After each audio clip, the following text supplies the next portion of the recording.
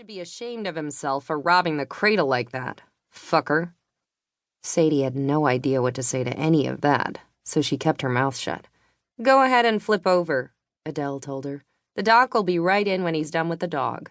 He'll stitch you up, and I'll be back after that to give you your tetanus shot. Sadie did as she was told, cringing when cold air hit her bare ass. You'd think someone would invent a paper hospital gown that actually covered a person's ass. But even knowing it was futile, she still tried to tug the thing closed. Okay, Wait, what? I thought Walter said he was calling the vet in to look at the dog. The poor thing had been dirty, way too skinny looking, and so tangled up in the barbed wire that it wasn't even struggling to get free anymore. It had obviously just resigned itself to the fact that it was going to die. Most of its cuts had looked superficial to Sadie, but Walter had promised he'd get the poor thing to the vet to get checked out. Then, a horrible thought occurred to her. Was she about to have her ass stitched up by a vet? Oh, there's no way Doc Watson was going to make it here tonight, Adele said. I talked to him on his way out of town. He's delivering a calf up in Jasper. He won't be home till sometime late tomorrow, probably. It's okay, though. I asked Doc Montgomery to look him over and take care of him while I took your history. He should be done soon. I'll go get him for you. The name Montgomery set off 3 different alarm systems in Sadie's body. One in her head, one in her heart, and one that originated in a place no one other than Chris Hemsworth had been in a long, long time. But there was no way it could be him, right? What would a hotshot surgeon like Gage Montgomery be doing in a tiny little town like Last Chance, Montana?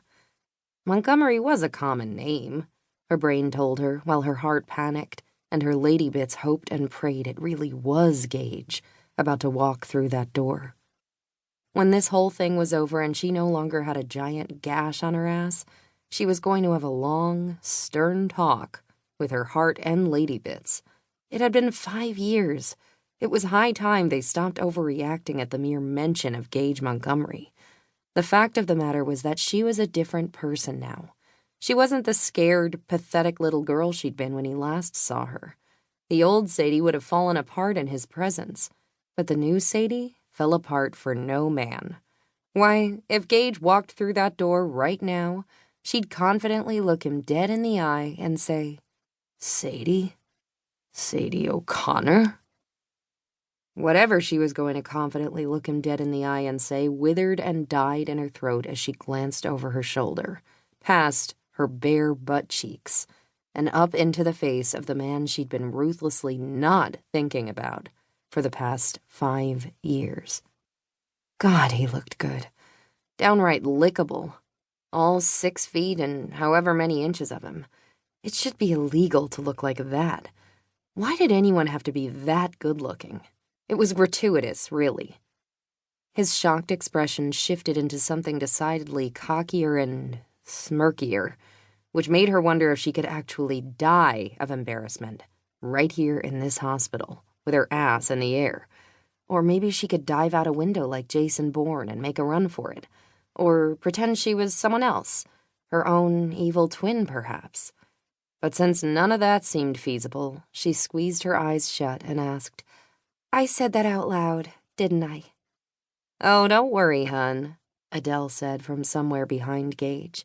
No harm in speaking the truth. Just don't grab his ass, okay? I had to have a stern talk with old lady Hendricks last week about personal space and sexual harassment, and I'd really hate to have to repeat that. So this is what being so embarrassed you wish the floor would swallow you up feels like.